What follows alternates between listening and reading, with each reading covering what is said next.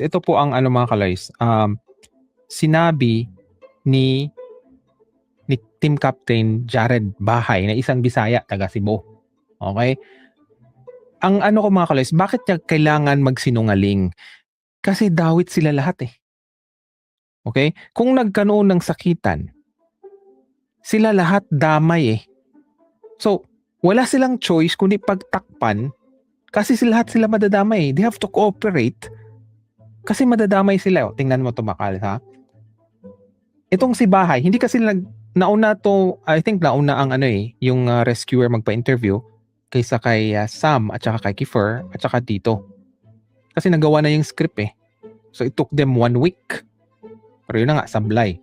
So dito mga kaloys, pakinggan natin yung sinabi nitong si Jared Bahay na isang Bisaya pala.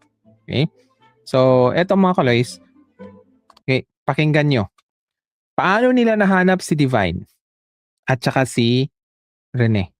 Okay? So hindi nag-match yung sinabi ni Jared doon sa rescuer, yung babae, di ba? Ang sinabi nila at sinabi doon ng present ng coach na ula nila nakita si Rene, di ba? After 5 minutes, si Divine. Pero anong sabi ni Jared Bahay? Okay? Kasi ang dating kasi sa interview mga kalis na parang hero siya kasi bumalik siya, rescue siya, bumalik siya. Ako yung makalis, mahaba yung interview pero inano ko talaga yung statement niya. So dito mga kaloys, pakinggan nyo kung paano nila nahanap si Rene at saka si Divine. Okay?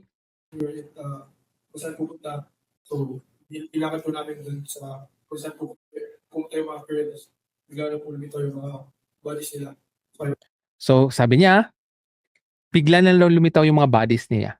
So ibig sabihin yun, sabay sila? 'Di ba? Lumitaw? Right mga kaloys? Sabay sila? So, kung totoo yung sabay sila, ibig bang sabihin nun na itinago nilang yung katawan ni Rene? Kasi hindi nag-make sense eh. Para sa kanya is sabay.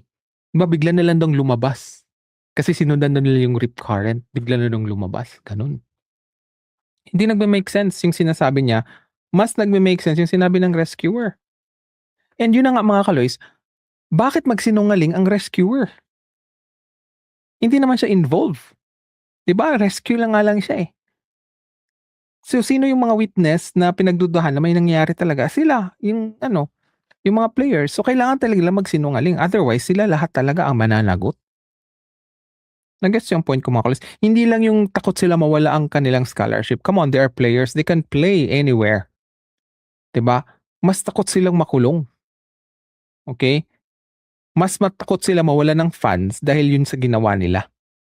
See? Ang dami pang inconsistencies dito mga kaloys. Actually, gusto kong himay-himayin eh. Okay? Nag-gets yung point ko mga kaloys.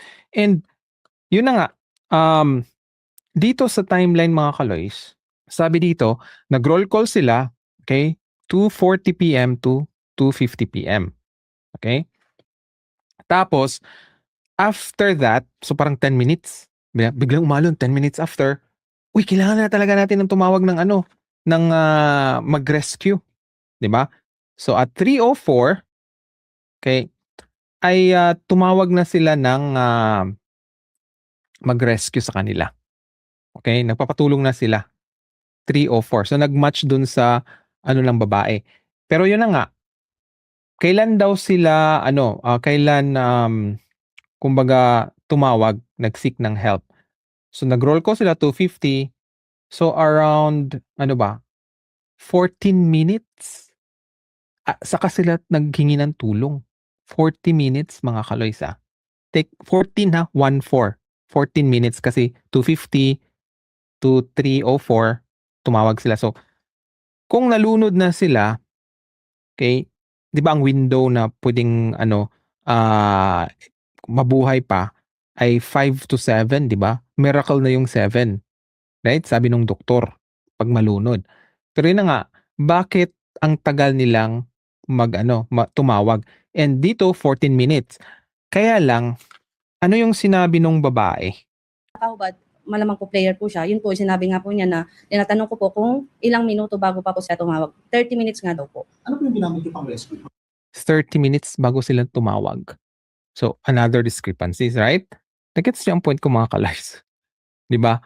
So, ayun na nga, hindi lalong nagulo, okey? Kasi hindi nga ginagawa ng CIDG yung kanilang tungkulin kasi nakaplano na sila kung anong palalabas nila sa investigasyon. Walang managot na players kahit alam nilang nagsinungaling, 'di ba?